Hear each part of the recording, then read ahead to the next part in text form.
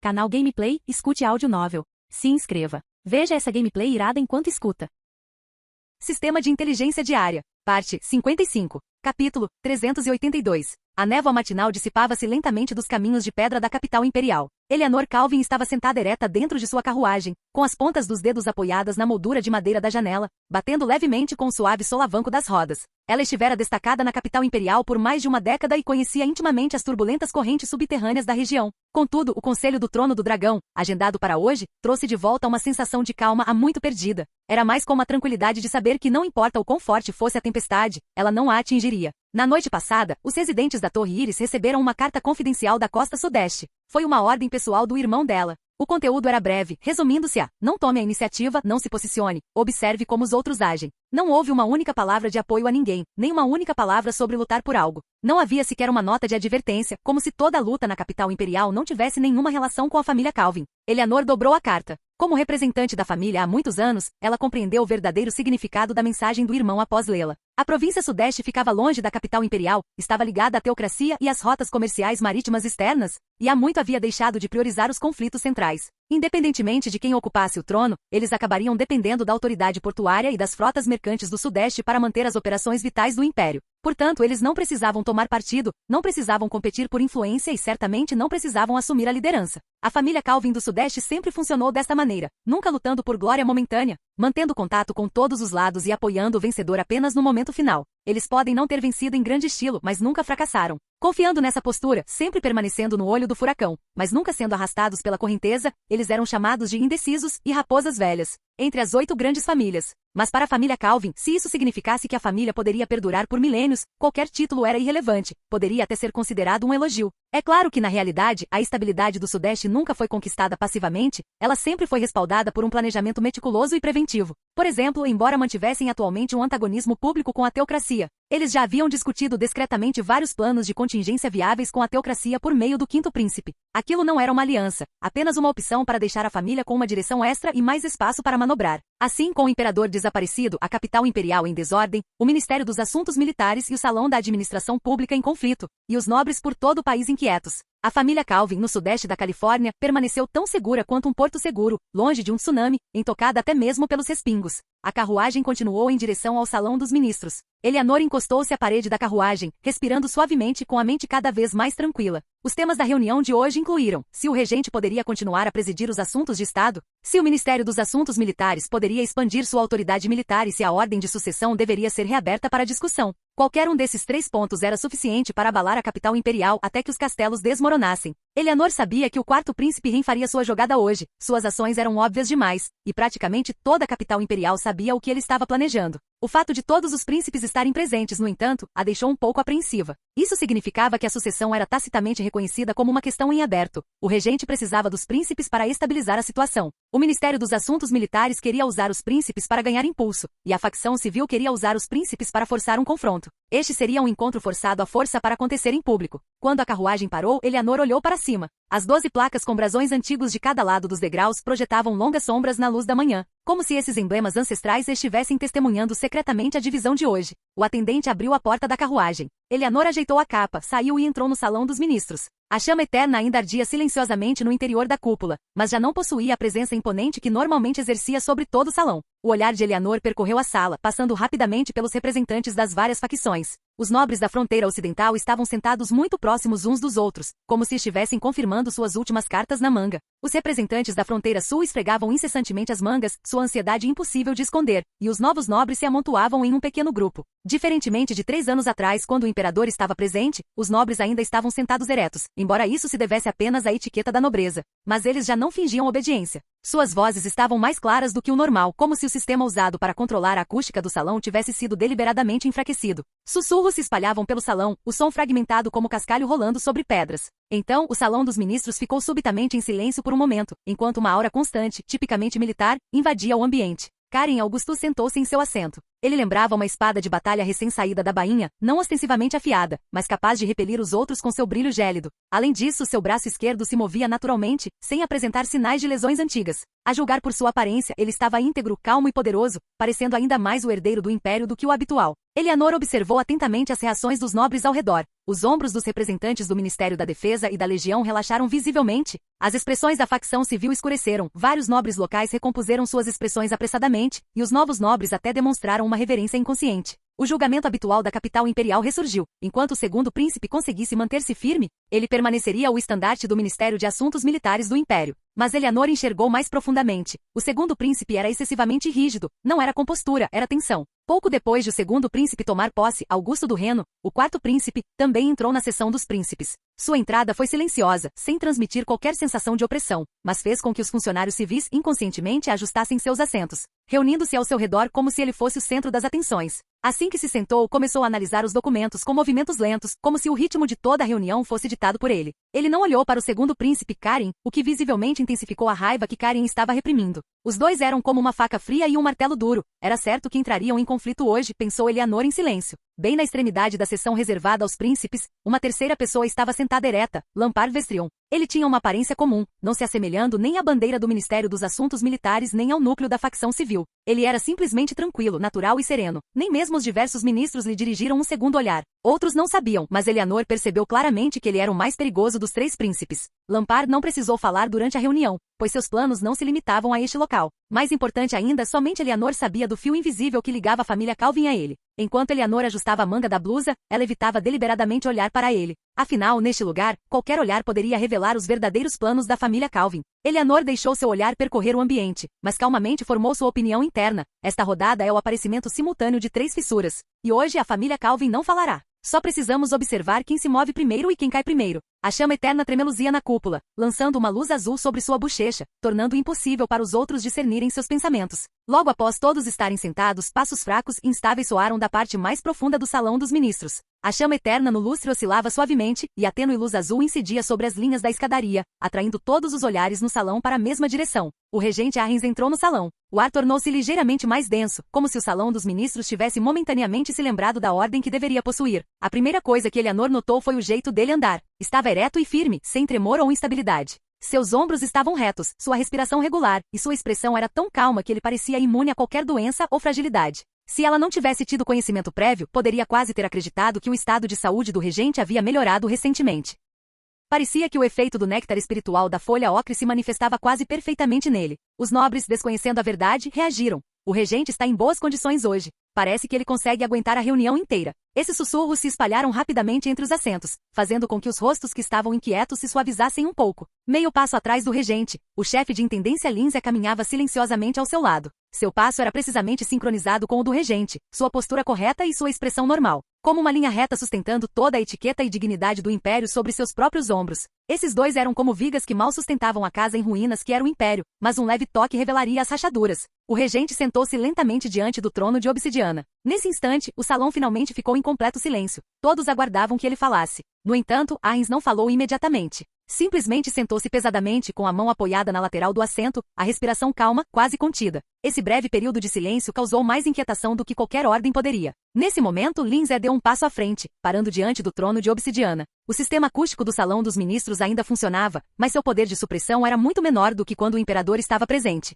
A luz azul da chama eterna jorrava da cúpula, tornando todos os rostos mais frios e nítidos. Ninguém conseguia esconder completamente sua expressão. Lindsay desenrolou um pergaminho, seus movimentos firmes, como se mantivesse uma ordem que poderia ruir a qualquer momento. Sua voz não era alta, mas carregava a autoridade singular de um atendente imperial de longa data, como se qualquer comando proferido por ele possuísse automaticamente legitimidade. Senhoras e senhores, o Conselho do Trono do Dragão está prestes a começar. Esta sessão é particularmente especial. Sua Alteza Real o Regente propôs que todos os príncipes compareçam para deliberar sobre importantes assuntos imperiais. Assim que as palavras foram proferidas, um silêncio anormal, não solene, mas tenso, permeou o salão, porque todos entenderam o significado por trás daquelas palavras. A presença de todos os príncipes significava que a questão da sucessão havia sido tornada pública. Naquele instante, Eleanor quase podia sentir o ar tremer levemente, como se uma antiga regra imperial estivesse sendo quebrada. Lindsay prosseguiu com o anúncio da pauta, mantendo a mesma firmeza de sempre. Primeiro item, relatório de assuntos militares da fronteira. Segundo item, situação financeira imperial atual. Terceiro item, pedidos de autonomia provincial. Quarto item, discussão sobre o modo de execução da autoridade imperial. A cada item anunciado, os olhares dos nobres se tornavam mais penetrantes, como se suas respectivas vulnerabilidades estivessem sendo identificadas uma a uma. Os assuntos militares de fronteira eram da esfera de influência do segundo príncipe, as finanças imperiais diziam respeito aos interesses de várias famílias locais. A autonomia provincial era o limite máximo para os nobres, e a discussão sobre o modo de execução da autoridade imperial tocava no cerne da sucessão. Eleanor percebeu um contraste cada vez mais evidente. Quanto mais firme a voz de Lindsay, mais inquieta se tornava a atmosfera no salão. Era como se, quanto mais ele tentasse conter a ordem, mais se revelasse que essa camada de ordem estava esticada ao máximo, pronta para se romper a qualquer momento. No momento em que Lindsay estava prestes a anunciar que a discussão comece em ordem, um som repentino e suave de uma perna de cadeira arrastando no chão de pedra ecoou. O segundo príncipe Karen levantou-se. Seu movimento foi decisivo, rápido, sem qualquer hesitação, e ninguém conseguiu perceber o menor sinal de fraqueza em sua postura. O clamor no salão dos ministros foi abafado como por uma mão, que se apertou instantaneamente. A voz de Karen anulou diretamente o procedimento, como quem chama nomes diante de uma linha de batalha. O Ministério dos Assuntos Militares deve receber imediatamente o controle de emergência. Essas palavras inflamaram a inquietação em todo o salão como faíscas. Karen não deu tempo para ninguém reagir, continuando a dominar a cena, avançando passo a passo. Diversas defesas de fronteira caíram no último mês. Discutir burocracia agora é cavar a própria sepultura do império. Seu tom não era apaixonado, mas sua presença se fazia sentir desde a frente do salão até o fundo. Os representantes do Ministério de Assuntos Militares e das legiões assentiram imediatamente, como se alguém finalmente tivesse falado por eles. Vários nobres fronteiriços recém-chegados até demonstraram expressões de alguém finalmente falando a verdade. Karen elevou a voz para que todos pudessem ouvir. A saúde do regente ainda não se recuperou e a autoridade militar precisa de uma custódia temporária. Proponho que o Ministério de Assuntos Militares assuma temporariamente o comando militar até que a situação se normalize. Isso foi uma demonstração descarada de poder, e o salão dos ministros entrou em erupção naquele instante. Os funcionários do Ministério dos Assuntos Militares, tendo avaliado erroneamente sua recuperação em 7 ou 8 décimos, endireitaram as costas em uníssono, como se tivessem sido reacendidos. Os olhares dos antigos nobres se tornaram mais profundos. Qualquer expansão do poder militar os atingiria em cheio. Os semblantes da facção civil se contraíram, e o alerta para o sistema sendo contornado à força atingiu instantaneamente o ápice. Rini ergueu os olhos, seu movimento sem pressa, mas seu olhar parecia cortar o ar. Seu olhar não chegou a cruzar com o de Karen, mas aquele instante de calma e perspicácia superou em muito a raiva. Ele não disse nada, mas fechou delicadamente o pergaminho que tinha na mão, como se tivesse entendido algo. O gesto foi pequeno, mas fez com que a espinha dorsal da facção civil se enrijecesse coletivamente. Do outro lado, Lampard permaneceu imóvel, com a postura firme, como se estivesse esperando por esse momento o tempo todo. Seus olhos não demonstraram qualquer hesitação, nem mesmo um indício de interesse. Os nobres locais, cujos primeiros pensamentos sobre autonomia acabavam de surgir, foram imediatamente reprimidos pela assertividade do Ministério dos Assuntos Militares. Os rostos dos novos representantes nobres empalideceram. A expansão do poder militar significava que eles seriam os primeiros a serem integrados, os primeiros a serem sacrificados. A linha de pressão subiu muito rapidamente, fazendo com que todas as vozes cessassem instantaneamente, restando apenas a tensão da respiração. Eleanor permaneceu imóvel, seus dedos batendo levemente no joelho, como se marcasse uma batida silenciosa para o ritmo caótico. Ele trouxe a disputa à tona logo no primeiro momento. O dedo do quarto príncipe reparou levemente no pergaminho, um gesto muito sutil, muito discreto, mas suficiente para que qualquer pessoa com discernimento compreendesse imediatamente seu significado. Então, enquanto Lindsay se preparava para falar, com a intenção de restabelecer a ordem nos trabalhos, alguém da plateia civil foi o primeiro a se levantar. Era o vice-ministro das Finanças. O comando militar pertence inerentemente à autoridade imperial. Se for facilmente delegado, o império deixará de ser um império. Logo em seguida, um segundo funcionário civil se levantou, dirigindo-se diretamente ao núcleo do Ministério de Assuntos Militares. O Ministério de Assuntos Militares ainda não expurgou os traidores e espiões da Federação de suas fileiras. Nessas circunstâncias, a quem será confiado o comando militar? Isso representou um questionamento aberto à estabilidade do Ministério dos Assuntos Militares, especialmente porque apenas 6 meses antes, o Ministério havia descoberto a ligação de quase 10 funcionários com a Federação Esmeralda. Os assentos reservados ao público permaneceram em silêncio por um instante, não por medo, mas para expressar coletivamente sua posição. Aquele silêncio uniforme, mais do que quaisquer gritos, parecia um vento que pressionava o Ministério dos Assuntos Militares. O representante do Ministério dos Assuntos Militares não conseguiu conter e soltou um palavrão baixinho. Karen pressionou a mão com força na borda da cadeira, e a mesa emitiu um baque surdo, como se fosse rachar a qualquer momento. O terceiro a se levantar foi um funcionário civil da facção da censura. Sem qualquer preâmbulo, ele apontou diretamente para o ponto mais sensível. Sua Alteza Real, o segundo príncipe, recuperou-se recentemente. Será que ele está em condições de suportar uma responsabilidade tão pesada? Desta vez, deixou claro que quem desejava o poder militar era o segundo príncipe, e não o Ministério dos Assuntos Militares. Ao ouvirem essas palavras, todo o salão dos ministros pareceu se comprimir ao meio. O ar subitamente ficou mais denso, e até mesmo a luz azul da chama eterna pareceu parar por um instante. A expressão de Karen permaneceu inalterada, ainda fria, firme e inflexível, mas Eleanor percebeu que ele estava se esforçando ao máximo. Lindsay advertiu, já chega. Mas os funcionários civis não olharam para ele. Pela primeira vez em 100 anos, autoridades civis questionaram publicamente a capacidade de um príncipe perante o trono imperial. Assim que essas palavras inflamadas ainda não haviam se dissipado, Karen se levantou novamente, e a perna da cadeira causou um leve tremor no chão de pedra. Ele reprimiu a raiva, mas não completamente, seu tom grave e pesado, carregando a franqueza e a aspereza de um soldado veterano. Não preciso que você julgue se sou adequado. Era uma voz firme e não alta, mas que soava como se uma agulha estabilizadora fosse cravada bem no centro do salão dos ministros. Karen continuou a percorrer com o olhar os assentos civis, seus olhos tão frios quanto os ventos do norte. O império está caindo. As baixas do Ministério de Assuntos Militares na linha de frente são reais. Vocês, sentados neste salão discutindo palavras, não farão as defesas perdidas se reerguerem sozinhas. Ele pressionava cada frase, cada uma como um golpe de martelo na cara de uma determinada facção. Os semblantes de vários altos funcionários sentados nas cadeiras reservadas aos civis se tornaram frios, mas eles não responderam. A aura do segundo príncipe era demasiado impressionante. Era o poder opressivo da ira de um soldado verdadeiramente despertada. A respiração de Karen ficou um pouco mais rápida do que antes, e seus ombros se tensionaram sutilmente em sinal de contenção. A raiva crescia, mas a razão a reprimia. Essa era uma situação extremamente perigosa. Sua assertividade permanecia, mas ele estava à beira de perder o controle. Karen prosseguiu. O que eu quero é o controle do comando militar. Não quero ficar aqui sentada esperando que mais um grupo de pessoas do Império morra. Essas palavras quase romperam com a superficialidade da etiqueta da reunião. Ele não gritou, mas todo o salão dos ministros parecia estar sob uma tensão ainda maior. O regente permaneceu em silêncio, com a cabeça baixa, absorta em pensamentos. Rini mantinha os olhos baixos, as pontas dos dedos tocando levemente a borda do pergaminho, sem pressa, sem pânico, mas com uma precisão cirúrgica, como se estivesse à espera de uma oportunidade. Lampard manteve-se transparente, mas seus olhos pareciam estar se deliciando com a forma como as rachaduras continuavam a se alargar. No momento em que essa corda tensa e vibrante estava prestes a se romper, Lindsay falou em voz alta. Silêncio. A voz do ancião foi amplificada pelo eco do salão dos ministros, como uma pesada estaca de ferro cravada com força na parede de pedra, fazendo até mesmo a luz da chama eterna tremer. Instintivamente, todos ficaram em silêncio. Os murmúrios vindos dos assentos civis foram abruptamente interrompidos. A raiva do Ministério dos Assuntos Militares foi reprimida. Até mesmo a respiração dos nobres locais parou por um instante. Lindsay permaneceu ereto, o olhar firme, porém carregado de uma nitidez rara, um aviso de que se isso continuar, sairá imediatamente do controle. Ele inclinou-se meio passo para frente, curvando-se ligeiramente em direção ao trono imperial, indicando que se desculpava e que ainda se mantinha dentro do protocolo adequado, e então elevou a voz. Nenhuma facção poderá, unilateralmente, intensificar as disputas perante o trono imperial. Todas as discussões prosseguirão em ordem. Cada palavra, cada frase, era como arrastar o salão dos ministros à força de volta para a estrutura da etiqueta, em meio ao fluxo turbulento. Lindsay não estava protegendo os funcionários civis, nem o Ministério da Defesa. Ele estava protegendo aquela ordem final e decadente do Império. E todos entenderam. Mais um passo em frente seria o caos. A repreensão de Lindsay trouxe o salão dos ministros de volta, por um breve período, a um nível controlável, mas esse não foi o fim do caos. Nesse instante, o quarto príncipe Ren finalmente fechou seu pergaminho com delicadeza. Esse era o sinal. Era a vez dele de fazer uma jogada.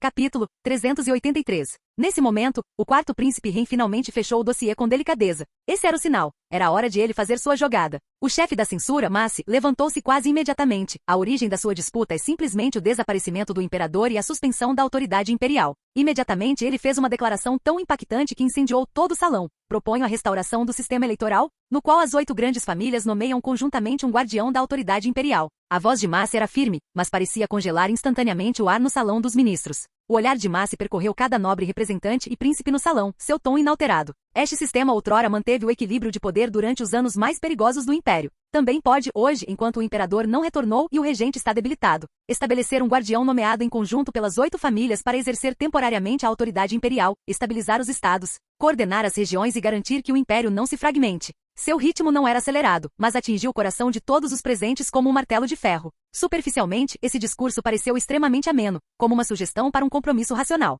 Mas todos dentro do salão dos ministros entenderam. Isso não era uma substituição temporária da autoridade imperial, era o estabelecimento de um substituto legítimo antes do não retorno do imperador. Não se tratava de mediar conflitos entre facções, tratava-se de trazer as 8 grandes famílias de volta ao núcleo do poder do império. Não foi uma medida paliativa, foi uma reinicialização sistêmica. Essa foi uma proposta extremamente ofensiva, mas o motivo pelo qual Massey ousou se levantar naquele momento não se devia apenas à sua posição, mas sim ao fato de possuir influência suficiente. Rini havia lhe oferecido benefícios antes da reunião que eram extremamente difíceis de recusar. A futura autoridade de revisão independente do Conselho sobre os funcionários imperiais, direitos de julgamento preliminar em casos de autonomia provincial e um fundo secreto alocado do livro auxiliar do Tesouro. Mas essas eram apenas impressões superficiais. O que realmente o fez concordar foi a outra parte do futuro prometida à sua família, sussurrada por Rini. Massi estava se aproximando da velhice, e seu corpo já não suportava longas viagens e compromissos oficiais prolongados há anos. Ele sabia melhor do que ninguém ali presente que não lhe restavam muitos anos de vida. O que ele buscava não era mais o poder em si, mas a garantia de que sua família não seria engolida na próxima rodada de reestruturação do poder na capital imperial. Rini concedeu-lhe isso, prometendo preservar o título de nobreza da família Massi na futura reestruturação sistêmica e permitir que seus descendentes ingressassem no núcleo do conselho. Na possível futura reformulação do sistema de serviço público do Império, 2 cargos hereditários seriam reservados para a família Massi. Essas promessas foram cuidadosamente elaboradas para não alertar nenhuma facção, mas foram suficientes para garantir que uma família ainda pudesse permanecer nos degraus de pedra da capital imperial após o caos ter diminuído. Para um homem que se aproximava da terceira idade, este era o último legado que ele poderia deixar. Foi precisamente por essa razão que ele estava disposto a propor uma moção capaz de abalar os alicerces do Império naquele momento. O ar dentro do salão ficou completamente denso. Todos os olhares presentes aguardavam. Eles não estavam esperando que Massi dissesse mais alguma coisa, mas sim que todos os outros declarassem sua posição. Os primeiros sons que surgiram foram de nobres se aproximando uns dos outros, trocando sussurros cautelosos. Esse som não era de pânico, mas sim a técnica que nobres experientes usavam ao enfrentar grandes convulsões sociais. Eles não estavam discutindo, mas avaliando rapidamente os riscos. Restaurar o sistema antigo. Isso significa que voltaremos a ficar limitados pelas 8 grandes famílias? Se a autoridade imperial for nomeada em conjunto pelas 8 famílias, quanta influência ainda terá as nossas províncias? Será que isso foi armado pelas 8 famílias com antecedência? Eles não temiam a redistribuição da autoridade imperial, mas sim que uma vez restaurado o antigo sistema, a autonomia arduamente conquistada pelas províncias locais ao longo do último século fosse rapidamente absorvida. O poder de negociação dos territórios emergentes seria suprimido ao mínimo, e todo o equilíbrio de poder penderia mais uma vez para o lado das 8 grandes famílias. Esse receio era um cálculo claro de interesses futuros. O silêncio das 8 grandes famílias não foi hesitação, mas a típica tática de supressão de esperar para ver da elite no poder. Qualquer posição assumida por uma família seria interpretada pelas outras como uma declaração de interesses. Portanto, eles tiveram que manter a compostura e a cautela, indicando sua posição com as menores ações possíveis. Eleanor manteve um sorriso vago, sem apoiar nem se opor, permanecendo dentro dos limites seguros de todas as opções. O representante de Remon e o representante de Simons trocaram olhares, um sinal de interesse. O representante de Dias e o representante de Kaurad permaneceram em silêncio, mantendo uma postura diplomática. O representante Olden e o representante Beres franziram a testa profundamente, os antigos nobres resistiam instintivamente a mudanças sistêmicas. Quanto ao representante da família Edmund, ele estava cochilando. O velho não havia recebido nenhuma instrução de Louis e não podia declarar uma posição. O silêncio deles por si só constituía a maior pressão na capital imperial. À medida que essas atitudes silenciosas se acumulavam, eram suficientes para fazer com que o equilíbrio de todo o salão dos ministros começasse a se desestabilizar. A tensão no ar não era emocional, mas sim o som da estrutura de interesses começando a se fragmentar. Assim que essa pressão se estendeu até o final da nobre fileira de assentos, alguém finalmente não resistiu à tentação de testar o limite.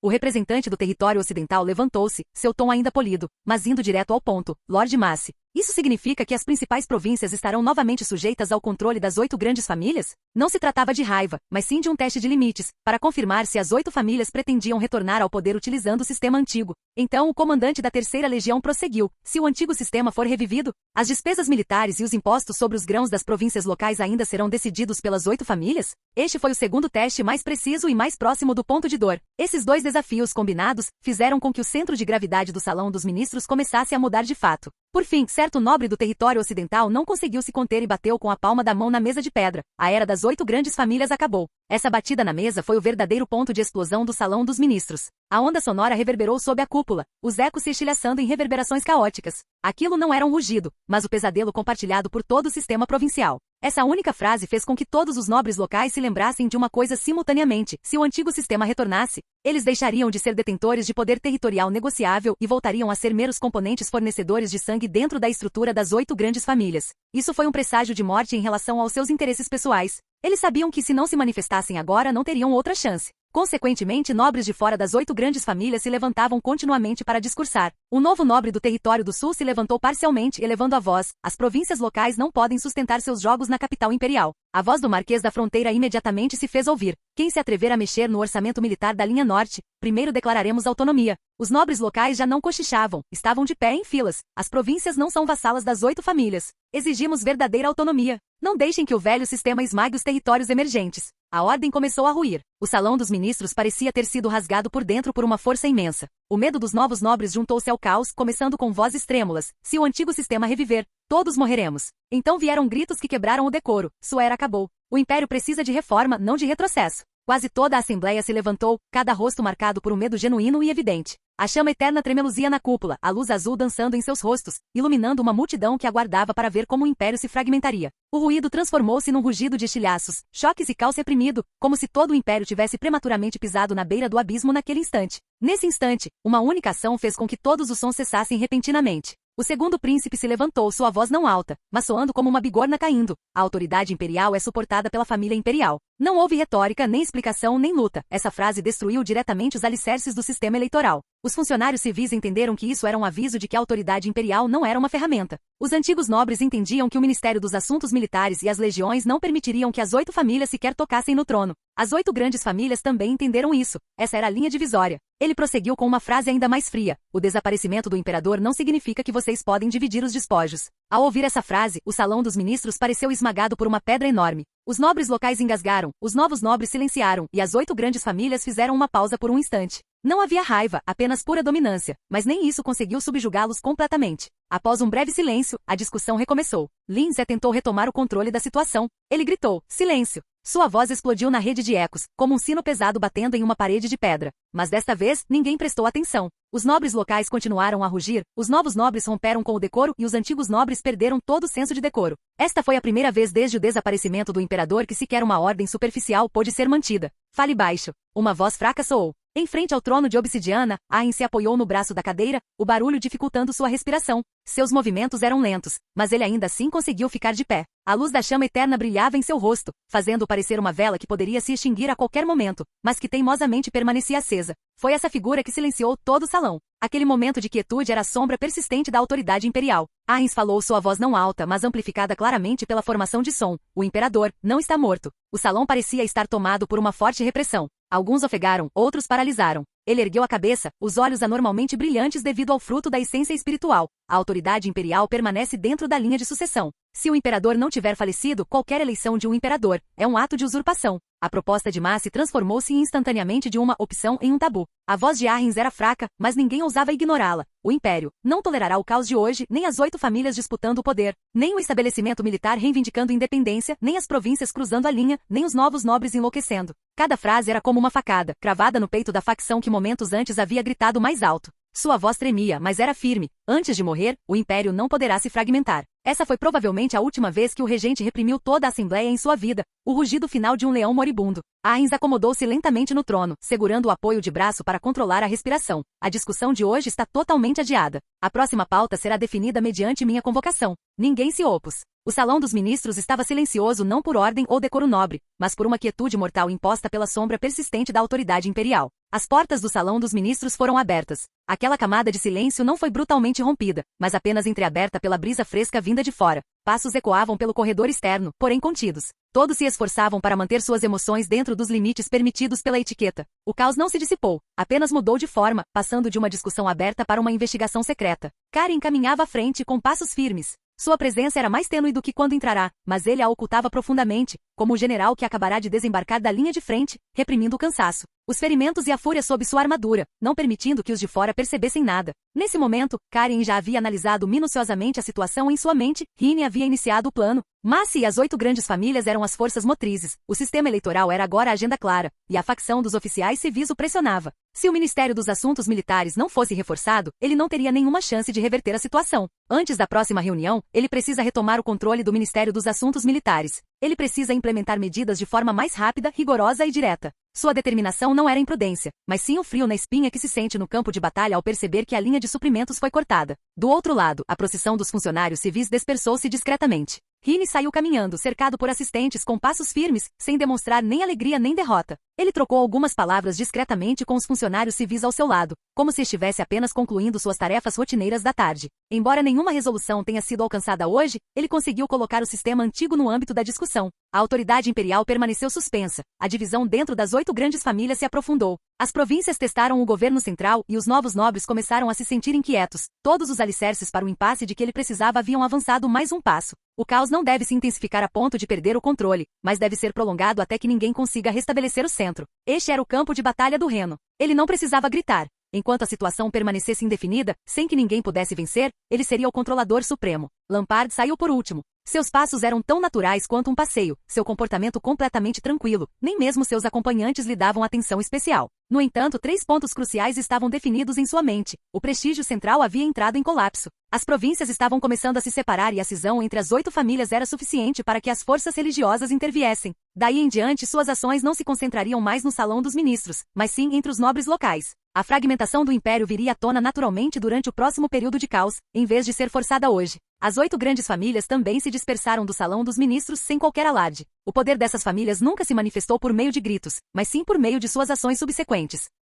Outros nobres locais mantiveram a compostura ao saírem do salão dos ministros, apenas baixaram o tom de voz e a ansiedade em suas palavras não pôde mais ser contida. Se o sistema antigo retornar, o poder de negociação das províncias certamente será reduzido. As finanças da capital imperial não podem sustentar uma guerra de longo prazo. As províncias devem primeiro estabelecer canais de comunicação entre si. Esta foi a primeira vez que a realidade do potencial fracasso do governo central foi discutida abertamente entre os nobres. A estrutura para a aliança de autonomia local em estágio embrionário foi formada neste momento, com base na convergência natural de consenso. Os novos nobres também não fugiram em desordem, mas todos compreenderam claramente que se o antigo sistema fosse retomado, os novos nobres seriam o primeiro grupo a ser eliminado. Eleanor ficou parada no corredor externo, observando tudo em silêncio, as discussões em voz baixa, as sondagens rápidas, as ações cautelosas, a contração forçada. Não houve gritos, brigas ou perda de controle. Mas precisamente porque todos estavam se movendo na mesma direção sob essa restrição, isso indicava ainda mais que o império estava começando a se fragmentar. Eleanor já começara a formular o início de uma frase em sua mente. A situação na capital imperial exige uma reavaliação.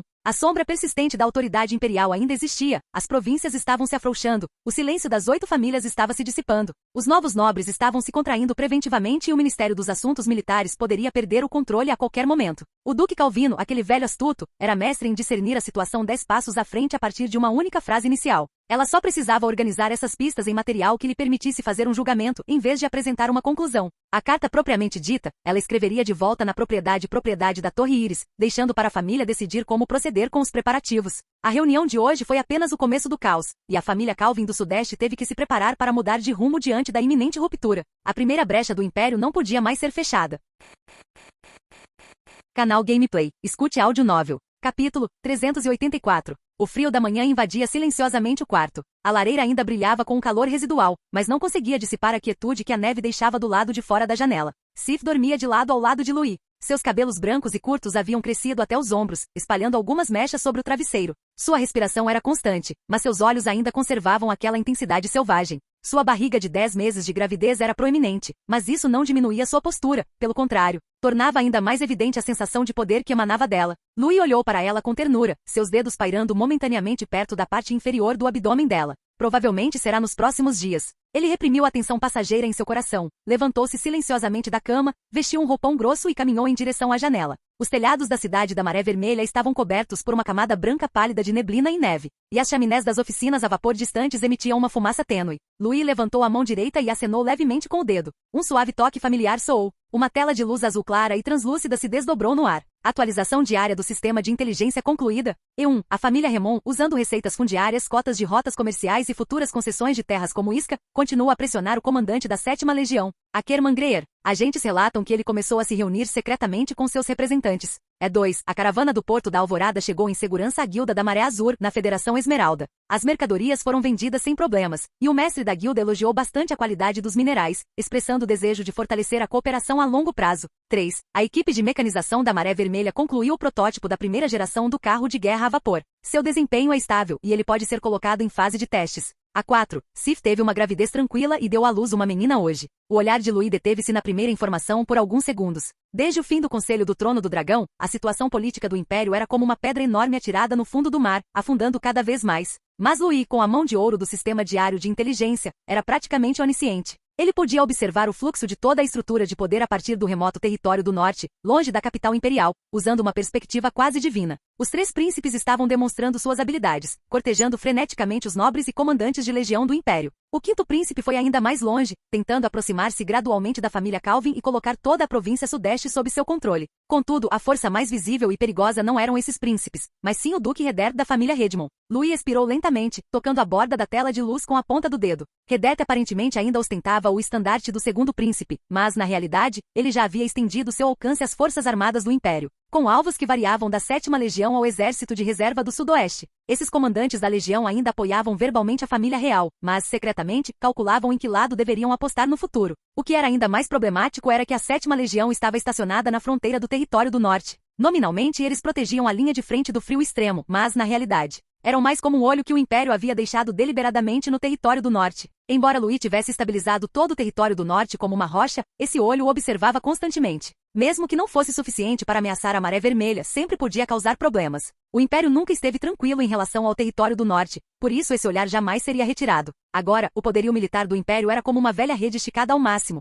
o menor puxão a rasgaria. Todos aguardavam um momento decisivo, talvez a queda do regente, uma ação descontrolada de uma legião ou um príncipe revelando repentinamente suas verdadeiras intenções. E Louis sabia muito bem que Redert definitivamente não pretendia permanecer um súdito. As ações daquele homem visavam inteiramente a estabelecer seu próprio poder militar, na esperança de se apoderar da maior parte do Império assim que este se fragmentasse. Louis parecia calmo na superfície, mas uma forte sensação de crise crescia dentro dele. O Território do Norte ficava longe da capital imperial e parecia isolado, mas quando o caos realmente rompesse, o Território do Norte seria arrastado para o meio, quer ele quisesse ou não. Se a Maré Vermelha não conseguisse estabilizar completamente seus alicerces, quando os fios do Império se rompessem, o Território do Norte seria varrido pela tempestade, como uma árvore arrancada do chão. Portanto, ele teve que se mover mais rápido do que todos os outros. Celeiros, veios minerais, ferrovias, armamentos, academias. Essas construções aparentemente estáveis eram, na verdade, passos dados no limite do tempo. Ele precisava garantir que a Maré Vermelha possuísse uma estrutura capaz de operação independente, armamento independente e suprimento independente antes que o Império se fragmentasse completamente. O Território do Norte precisa se tornar completamente independente antes que o caos comece. Louis repetiu essa frase em sua mente, como se estivesse dando uma ordem final a si mesmo. Contanto que o sistema da Maré Vermelha se estabilizasse, ele poderia manter o Território do Norte fora da nevasca, sem ser mais afetado pela ascensão e queda da capital imperial. Louis teve que acelerar por esse caminho sem demora. Ao observar o segundo item, Louis demonstrou maior calma do que ao analisar a política imperial, chegando a apresentar um toque de sutil cálculo. 2. A caravana do Porto da Alvorada chegou em segurança à Guilda da Maré Azur, na Federação Esmeralda. As mercadorias foram vendidas sem problemas, e o mestre da guilda elogiou bastante a qualidade dos minerais, expressando o desejo de fortalecer a cooperação a longo prazo. A abertura bem-sucedida dos portos federais por Porto da Alvorada indicou que a rota de comércio exterior que ele havia passado um ano estabelecendo estava finalmente tomando forma. Os produtos da Maré Vermelha, como minerais, lingotes de ferro velho e peles, podiam alcançar bons preços na federação. Isso demonstrava que o sistema industrial do Território do Norte finalmente possuía valor proativo externamente, em vez de depender ou parasitar alguém. O mestre da guilda está satisfeito, murmurou Louis para si mesmo, percebendo as profundas implicações disso. Mais importante ainda, essa rota não foi uma conquista exclusiva da Guilda da Maré Azul. Os planos de cooperação com a Guilda do Esplendor Carmesim e a Guilda da Queda das Estrelas também foram finalizados, e 2 caravanas enviadas por Porto da Aurora estavam se preparando para partir. Se essas 3 rotas comerciais marítimas fossem estabelecidas com sucesso simultaneamente, o sistema de comércio exterior da Maré Vermelha poderia se libertar formalmente da antiga rede da Guilda Mercante Calvin e formar um ciclo estável independente do Império. Quanto a Conde Harvey, ele já havia feito 2 viagens de ida e volta sob o pretexto de financiar Ioin, mas os suprimentos que entregou não eram apenas de alta qualidade, como também tinham preços extremamente baixos. Essa atitude claramente não era mera boa vontade, mas uma tentativa de apostar no futuro do Território do Norte antecipadamente, garantindo um plano B para si mesmo. Enquanto a Federação mantivesse essa postura cooperativa, as restrições da Guilda Mercantil Calvin sobre o Território do Norte seriam completamente afrouxadas. Mesmo que percebessem o que estava acontecendo, não teriam tempo de interferir nas rotas comerciais do Território do Norte, e a Maré Vermelha poderia aproveitar essa brecha para gradualmente retirar o controle econômico do Território do Norte das mãos da família Calvin. Essa rota precisa continuar sendo impulsionada, refletiu Louis em particular, antes de olhar para o próximo item. 3. A equipe de mecanização da Maré Vermelha concluiu o protótipo da primeira geração do carro de guerra a vapor. Seu desempenho é estável e ele pode ser colocado em fase de testes. Mais de um ano havia se passado desde que o primeiro trem a vapor foi testado no Território do Norte. Agora que o protótipo do carro de guerra finalmente apareceu, isso marcou o segundo passo dado por todo o sistema a vapor. Louis não compreendia verdadeiramente os princípios ou o desempenho real do tanque. Tudo o que ele podia fazer era esboçar o contorno geral de um tanque de memória para a equipe de mecanização, na esperança de lhes dar alguma orientação. Mas exatamente como deveria ser construído e qual deveria ser sua aparência, ele só podia deixar para os artesãos descobrirem aos poucos. É claro que Louis teria que verificar pessoalmente o progresso em breve e decidir como proceder com a próxima etapa. 4. Sif teve uma gravidez tranquila e deu à luz uma menina hoje. Ao ver essa entrada, o coração de Louis deu um leve impulso. Louis vinha repetindo para si mesmo todos esses dias que Sif era forte como uma loba selvagem, mas a gravidez era algo que ninguém podia podia prever. Ele sabia que o físico dela era muito superior ao de uma pessoa comum, mas só no momento do parto iminente percebeu que seu coração estivera constantemente ansioso. Uma alegria muito ausente invadiu seu peito, como gravetos secos adicionados a uma fogueira. Ele raramente se permitia sentir tal emoção, mas agora não conseguia reprimi-la. Sif estava a salvo, a criança estava a salvo. Essa era a informação mais importante e crucial que ele poderia receber atualmente. Não importa o quão caótico o território do norte se tornasse, ou quão perigoso o império, pelo menos eles tinham a sua espera aqui. Louis esfregou a testa e expirou suavemente, como se deixasse essa alegria se instalar lentamente. Muito bem. No instante seguinte, seus olhos voltaram ao estado familiar de foco e determinação. A segurança de sua família era a razão para ele seguir em frente, não uma desculpa para parar. Louis acabará de fechar a tela do sistema diário de inteligência, mas os fios condutores relativos aos príncipes, legiões, guildas e portos ainda fervilhavam em sua mente. Contudo, seu desenvolvimento físico jamais foi interrompido devido à situação política. A energia da batalha circulava lentamente por seu caminho familiar, subindo e descendo como a maré através de sua carne e sangue. O calor se espalhou gradualmente de seu peito para seus membros. No meio de seu cultivo, Louis ouviu de repente o cobertor farfalhar levemente atrás dele. O som não era alto, mas chamou sua atenção como uma agulha fina. Louis abriu os olhos e se virou para olhar. Sif se mexeu um pouco na cama, franzindo levemente as sobrancelhas, como se algo a tivesse despertado. Instintivamente inspirou profundamente. Inicialmente, Louis pensou que ela estava apenas com muito calor por causa da lareira e estava prestes a se levantar para ajustar a ventilação e refrescar um pouco o ambiente. No instante seguinte, a respiração de Sif claramente falhou. Ela agarrou a beirada da cama ao lado dela, com mechas de cabelo úmidas de suor frio grudadas no pescoço. Louis. A voz de Sif estava rouca, mas ela manteve baixa, como se tivesse medo de perturbar algo. Eu estou entrando em trabalho de parto. Louis levantou-se quase instantaneamente, a calma que sentirá durante o cultivo interrompida num só golpe. Ele caminhou até a beira da cama, apoiou o ombro dela e sentiu o tremor sob seus músculos, que ela tentava desesperadamente controlar. Sif prendeu a respiração, com gotas de suor já se formando em suas têmporas, mas forçou as sobrancelhas a relaxarem, esforçando-se para manter sua compostura habitual. Está tudo bem, eu consigo lidar com isso, disse ela em voz baixa, com os olhos tão penetrantes quanto antes de ir para a batalha. Louis não disse mais nada. Simplesmente se virou e abriu a porta. Avise a curandeira, Helena, e prepare a sala de parto imediatamente. Ligue também para Emily. A empregada que estava por perto mudou de expressão ao ouvir isso, curvou-se rapidamente em sinal de concordância e praticamente correu pelo corredor. Dentro do quarto, Sif tentou sentar-se sozinha, mas o movimento tornou-se rígido devido à tensão em seu abdômen. Louis se virou e a ajudou a se firmar, auxiliando-a a ajustar a postura. Ele conseguia sentir a tensão extrema e reprimida em seu corpo. Essa tensão era ainda mais forte do que quando ela vestia sua armadura de pele de animal e erguia seu machado de batalha. Não tente bancar o forte, disse Louis suavemente. Sif esboçou um leve sorriso. Certamente não quero que você me veja muito desarrumada. Você também se saiu muito mal quando lutou com aqueles dois javalis na neve, brincou Louis, tentando aliviar o clima. Sif bufou, prestes a retrucar, quando outra onda de dor irrompeu de seu abdômen, fazendo com que seus dedos se agarrassem involuntariamente ao cobertor com força. Como Sif estava perto de dar à luz, Louis providenciou para que a curandeira, Helena, ficasse no quarto ao lado do dele, e Helena foi rapidamente conduzida para dentro. A curandeira de meia-idade era baixa, mas se movia com agilidade. Seus cabelos estavam presos em um coque elegante, e seu avental continha agulhas, linha e uma pequena tesoura em perfeita ordem. Assim que entrou na sala, primeiro verificou a aparência e a respiração de Sif, depois ordenou com firmeza, levem-na para a sala de parto. Diferentemente de Emily, Sif vinha das tribos bárbaras. Ela não se importava com os antigos costumes imperiais, nem se incomodava com tradições como a de o chefe da casa ficar longe da sala de parto. Mas Helena insistiu em suas próprias regras. Não é por sua causa, disse ela calmamente enquanto verificava o pulso de Sif. É por causa dela. Apenas pessoas essenciais permanecem na sala de parto. Quanto mais perto alguém estiver, mais facilmente ela se distrairá. Louis olhou para Sif. Sif olhou para ele de relance e, entre respirações ofegantes, apontou com os olhos para a porta. Vá, eu ficarei bem. Louis apertou delicadamente a mão dela e, por fim, a retirou. Emily já havia chegado ao final do corredor, vestindo um roupão, com o cabelo azul preso de forma desarrumada, claramente tendo saído da cama às pressas. Ao ouvir a situação, ela não hesitou, entrou rapidamente no quarto e fechou a porta atrás de si. No instante em que a porta se fechou diante dele, Louis percebeu de verdade que não podia fazer nada. Ele só podia ficar parado no corredor. O corredor não estava frio, as lamparinas a óleo na parede e a lareira perto da sala de parto aqueciam o ambiente, mas suas mãos estavam rígidas. Os sons vindos de trás da porta não eram altos, mas cada um deles martelava seus nervos. Havia as instruções baixas e firmes de Helena, as palavras tranquilizadoras de Emily e os gemidos abafados ocasionais de Sif que ela não conseguia reprimir. Louis ficou ali parado, com a coluna rígida e ereta, como se estivesse encarando um inimigo invisível. Ele sabia que Sif era forte, sabia que sua linhagem, físico e ki de batalha estavam muito além das pessoas comuns, mas a gravidez nunca foi um campo de batalha onde os riscos pudessem ser eliminados apenas com força. Embora o sistema diário de inteligência tivesse lhe informado mais cedo naquele dia que a entrega ocorreria sem problemas, ele estava inevitavelmente nervoso.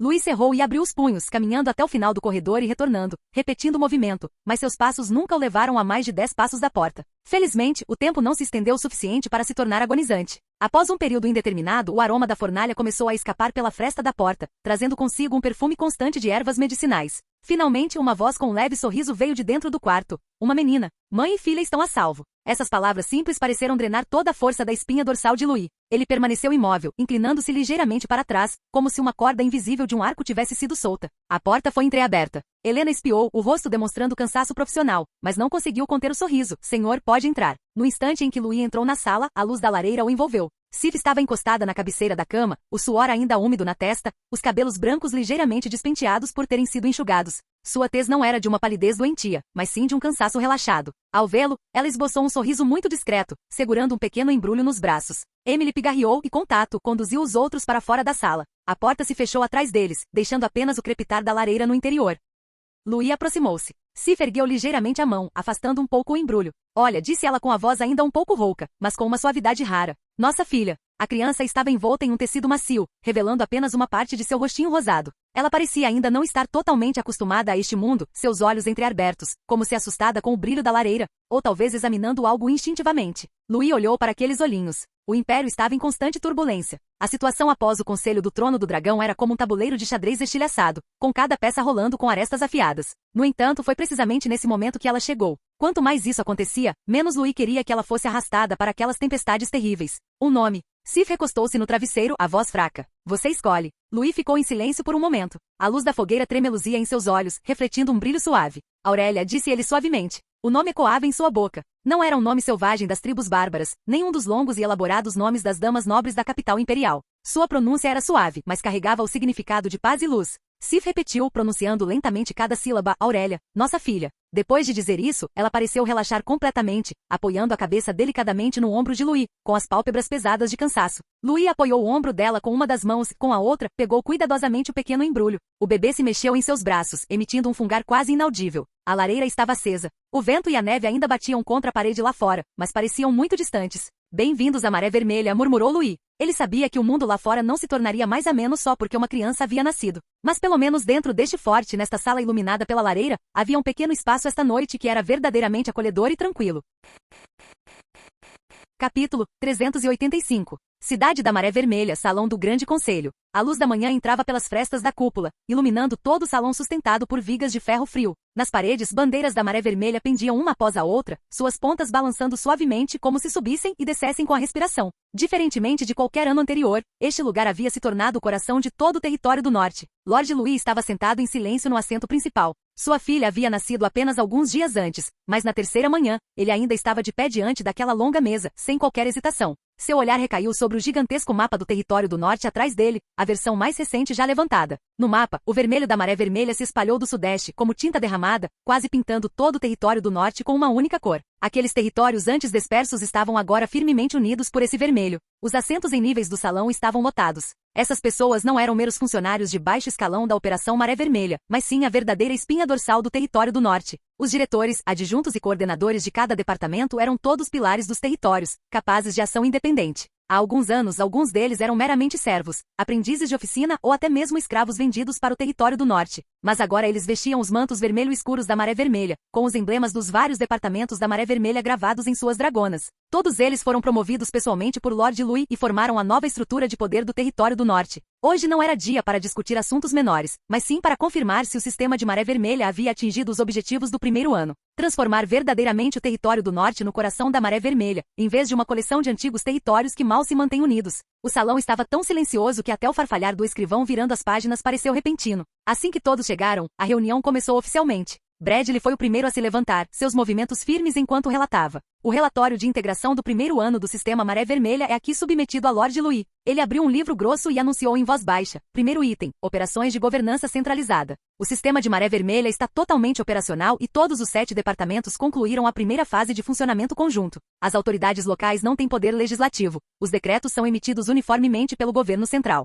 Os governadores regionais apresentam relatórios trimestrais. Já houve 3 rodadas este ano, sem ausências. Todos os 327 decretos emitidos pela Maré Vermelha Central foram integralmente implementados, sem atrasos ou alterações não autorizadas. Assim que ele terminou de falar, todos no salão pareceram mudar de postura simultaneamente. Os funcionários dos antigos territórios nobres mantiveram-se particularmente quietos. Eles próprios tinham testemunhado, em apenas um ano, a erradicação desses supostos métodos locais e costumes antigos. Bradley encerrou a página. Do ponto de vista da eficiência administrativa, Maré Vermelha se tornou o único centro do território do norte. Ele não enfatizou o tom, mas todos no salão entenderam que aquilo já era um fato consumado, não uma aspiração futura. O território do norte tem aproximadamente 160 feudos, grandes e pequenos, disse Bradley, batendo no canto da página. E o escrivão correspondente anotou o número quase simultaneamente. 54 territórios foram totalmente integrados ao sistema de Maré Vermelha este ano, representando aproximadamente um terço. Ao ouvirem o número 54, vários funcionários de territórios recém-incorporados soltaram um discreto suspiro de surpresa. A presença deles ali por si só significava a completa absorção de um daqueles 54 territórios pelo sistema da Maré Vermelha.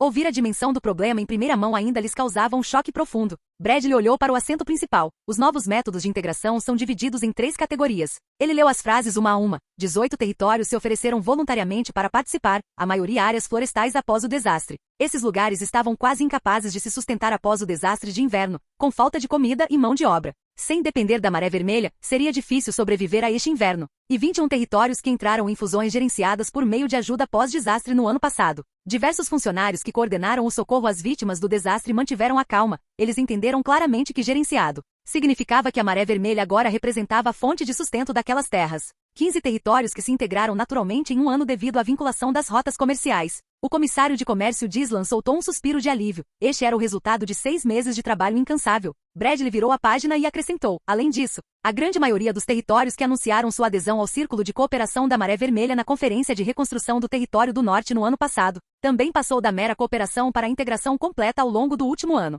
Vários escribas anotaram imediatamente os 4 caracteres Conferência de Reconstrução. Essa foi a primeira reunião de consenso após o caos no Território do Norte, e o momento em que a Maré Vermelha realmente aumentou. Bradley fechou a página, sua voz firme porém mais grave. A avaliação atual indica que o núcleo do Território do Norte de fato ainda é resistente, mas apenas as cerca de 20 antigas famílias nobres permanecem verdadeiramente capazes de rejeitar o sistema da Maré Vermelha. Nesse momento, algumas risadas tímidas percorreram o salão. Os presentes eram todos planejadores da política do Território do Norte, portanto, conheciam as consequências que aguardavam os nobres que ainda não haviam aderido ao sistema da Maré Vermelha. Bradley concluiu, a maioria dos territórios, Lord Louis, depende muito mais da Maré Vermelha do que da capital imperial durante este ano de integração. Lord Louis falou, sua voz não era alta, mas silenciou todo o salão. Cavalheiros, vocês se saíram muito bem. Suas palavras eram desprovidas de emoção, mas pareciam selar a selagem deste importante relatório de integração. Antes que alguém pudesse relaxar, Bradley já havia desdobrado o próximo pergaminho ao lado do mapa, aguardando a resposta do senhor. Lord Louis acenou levemente com a cabeça, não em sinal de elogio, mas de confirmação.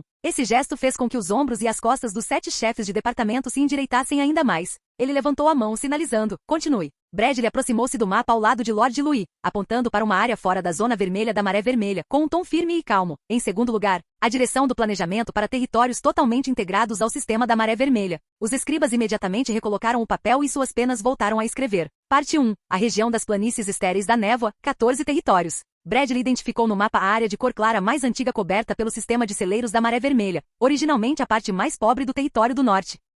Mas também foi a primeira região a concluir a transformação do sistema de celeiros e agora pode ser considerada o segundo celeiro do Território do Norte, depois de Onda de Trigo. Bradley deu leves batidinhas na página. 3 razões para a integração. Primeiro, a aração da primavera depende inteiramente de sementes da Maré Vermelha, garras de gelo e estufas geotérmicas. Em segundo lugar, a lei do livro razão e a alocação de celeiros foram implementadas de forma mais completa. Em terceiro lugar, o auxílio pós-desastre levou a uma alta dependência dos moradores locais em relação à Maré Vermelha. Nas arquibancadas, um jovem funcionário que acabará de retornar de uma pesquisa na Vila do Vento Seguinte baixou ligeiramente a cabeça. Ele se lembrou de que há mais de um ano, os rostos dos moradores estavam cheios de vigilância ao verem os funcionários desconhecidos da Operação Maré Vermelha. Alguns até temiam os altos impostos após a tomada dos celeiros e preferiam se esconder nas florestas. Mas quando os primeiros lotes de sacos de grãos e estufas foram construídos, a resistência rapidamente diminuiu diante da necessidade prática de sustento. Ele se lembrou das crianças fazendo fila do lado de fora da estufa geotérmica para tomar seu mingau matinal pela primeira vez, com as mãos vermelhas de frio e os olhos brilhando.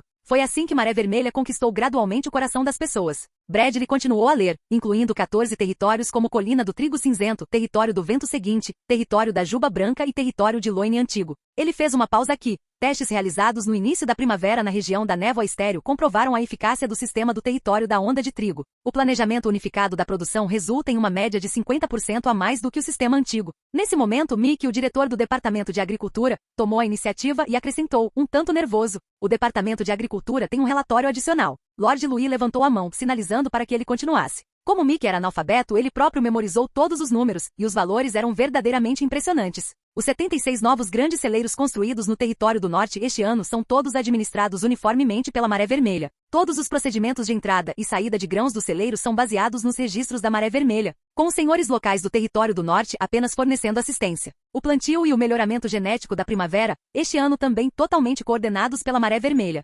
Sementes, materiais para estufas geotérmicas e cronogramas de irrigação são distribuídos uniformemente de acordo com o plano da Maré Vermelha. Os casos de territórios distribuindo recursos por conta própria diminuíram significativamente. Bradley assentiu com a cabeça, instruindo o escrivão a marcar este item como importante e acrescentou: a situação atual alcançou uma estrutura de 3 níveis. Celeiros da Maré Vermelha, celeiros urbanos e celeiros rurais. Vários funcionários da área de administração de grãos exibiam um ar de orgulho indescritível, resultado de um ano inteiro de trabalho em todo o território do norte. Após relatar sobre os territórios produtores de grãos, Bradley passou para a página seguinte, parte 2, a região do Novo Cinturão Mineiro, composta por 13 territórios. Valentini, o diretor do Departamento de Mineração, falou com um tom ríspido mas confiante. Estas são as primeiras zonas semi-industriais depois que o Departamento de Mineração da Maré Vermelha replicou o modelo da Forja Estelar. Bradley leu: 13 locais, incluindo Cânion do Carvão Negro, Vale da Fumaça da Fornalha, Cidade do Som do Martelo, Encosta da Areia Vermelha e Prado da Mina Norte. 3 razões para a integração. As bombas a vapor salvaram as minas. Os trilhos deslizantes estabilizaram o transporte e a aquisição unificada de minério bruto pelo Departamento de Mineração esmagou os pequenos cofres dos antigos proprietários de minas.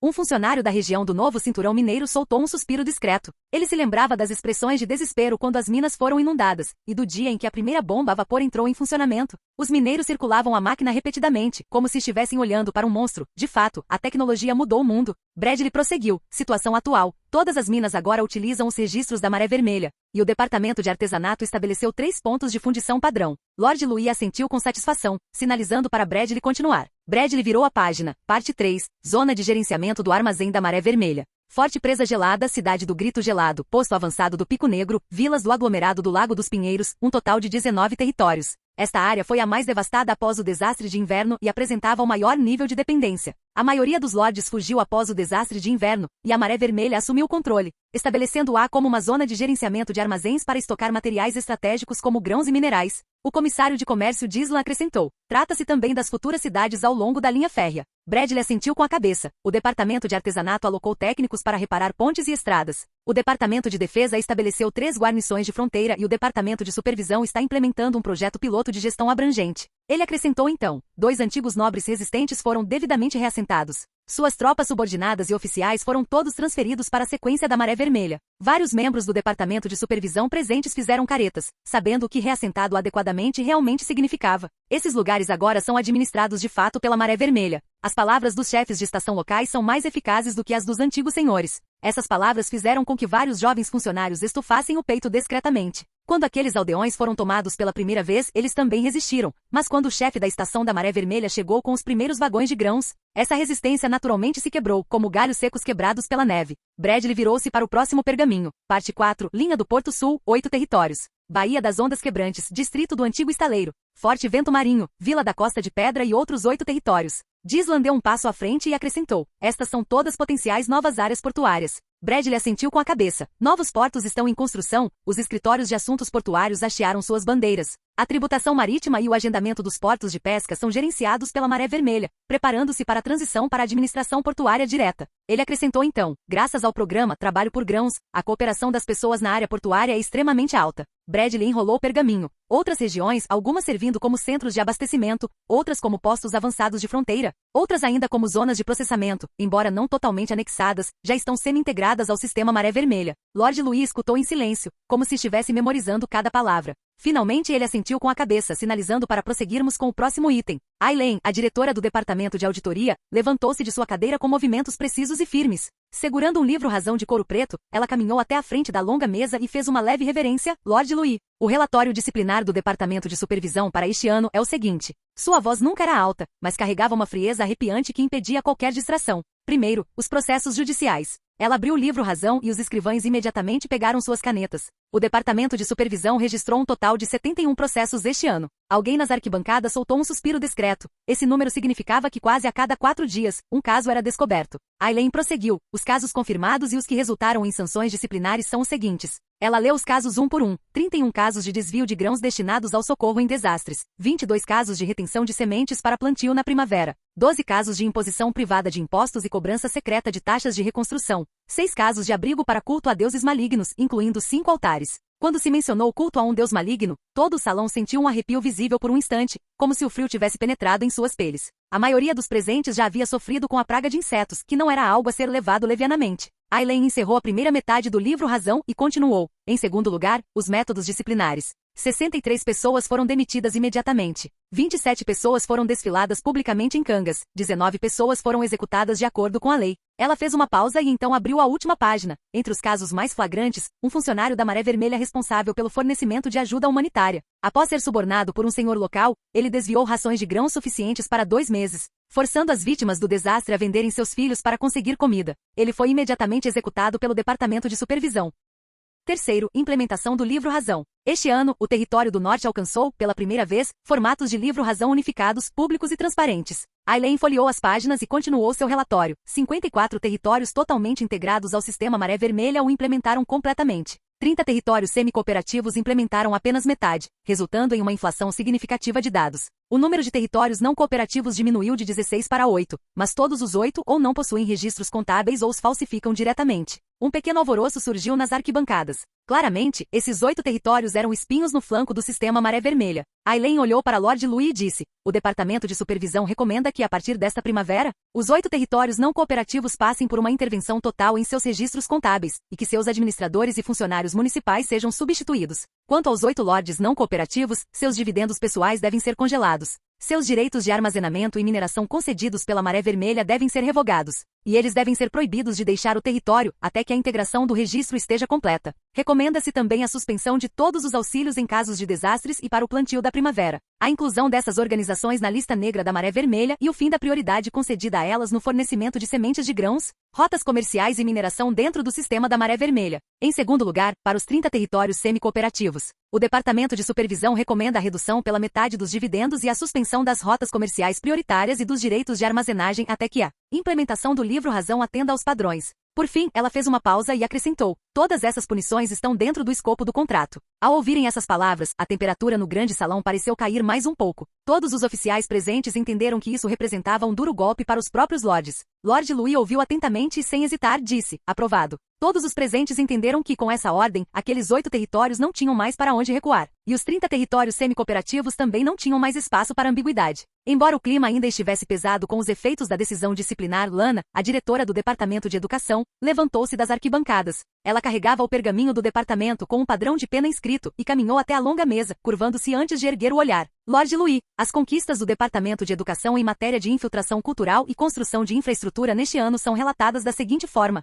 Sua voz não era tão fria quanto a de Aileen, nem tão firme quanto a de Bradley, mas carregava uma clareza e uma gentileza únicas de uma educadora. Mas naquele momento, ninguém a considerava uma professora bondosa. Afinal, Lord Louis havia dito que as raízes da Maré Vermelha deviam ser plantadas nas crianças. E a importância desse departamento certamente não era menor que a dos celeiros ou das minas. Primeiro, a construção de escolas na cidade. Ela abriu a primeira página, e as penas dos escribas começaram a escrever quase simultaneamente. Um total de 17 escolas municipais foram construídas este ano. Elas estão distribuídas nas planícies nebulosas, no novo cinturão mineiro, na linha de neve norte e na linha do Porto Sul. Ela fez uma pausa. Os currículos escolares são uniformemente divididos em 4 categorias: leitura e escrita, usando caracteres simplificados de Maré Vermelha; aritmética, treinamento vocacional adaptado às condições locais, e edições antigas e simplificadas das histórias da Maré Vermelha. Ao ouvir histórias da Maré Vermelha, alguém discretamente ergueu uma sobrancelha. Lana explicou. Existe também a versão oficial de O Grande Lord Louis, que atualmente narra os primeiros feitos da Maré Vermelha em forma alegórica, para ajudar as crianças a compreenderem a ordem e a ajuda mútua. Ela acrescentou, relatórios de várias escolas indicam que as crianças estão aprendendo muito mais rápido do que o esperado. No passado, a maioria das crianças no território do norte nem sequer conseguia falar fluentemente. Agora, a primeira turma de alunos consegue escrever o livro Razão de Grãos de toda a aldeia usando caracteres simplificados da Maré Vermelha. Um murmúrio fraco percorreu as arquibancadas, uma mistura de surpresa incontrolável e alívio. Lana virou a página. Em segundo lugar, a padronização dos rituais de socorro. Todos os dias de distribuição de mingau agora usam o emblema do sol da Maré Vermelha. Cada ponto de distribuição deve declarar declarar: Maré Vermelha e todos vocês suportarão o inverno juntos. Ela olhou para todos. A população começou a associar a bandeira da Maré Vermelha à sobrevivência. Este é o primeiro passo crucial na infiltração cultural. Lana virou outra página. Terceiro, o plano para o próximo ano. O Departamento de Educação planeja adicionar mais uma geração de territórios ao sistema da Maré Vermelha no próximo ano e estabelecer um sistema de palestrantes itinerantes para ensinar alfabetização e aritmética básica aos territórios não integrados. Se bem-sucedido dentro de 2 anos, o índice de alfabetização de todas as crianças com mais de 9 anos no território do norte poderá chegar a 30% e a mais de 60% em áreas dentro do sistema de marés vermelhas. Por fim, ela fechou o pergaminho e fez uma leve reverência. Com isso, encerramos o relatório do Departamento de Educação. Mick, o diretor do Departamento de Artesanato, levantou-se da cadeira, com a voz rouca característica de um artesão. Lord Louis, as principais conquistas do Departamento de Artesanato este ano superaram o plano original. Em primeiro lugar, foram construídas um total de 42 novas pontes no território do norte e as estradas antigas foram reparadas, 230 li. Em segundo lugar, as linhas ferroviárias expandiram-se das 7 originais para 21, principalmente dentro do território afetado pela Maré Vermelha. Terceiro, os pontos de fundição padrão foram expandidos para 6, e a produção da mina aumentou quase 1,5 vezes em comparação com o ano passado. Após a renúncia de Mick, o comissário de comércio imediatamente se apresentou como candidato. Este homem magro de meia-idade falava em ritmo pausado, mas seu tom era incisivo. As conquistas do comissário de comércio este ano incluem rotas comerciais unificadas e um sistema formalizado de estações postais.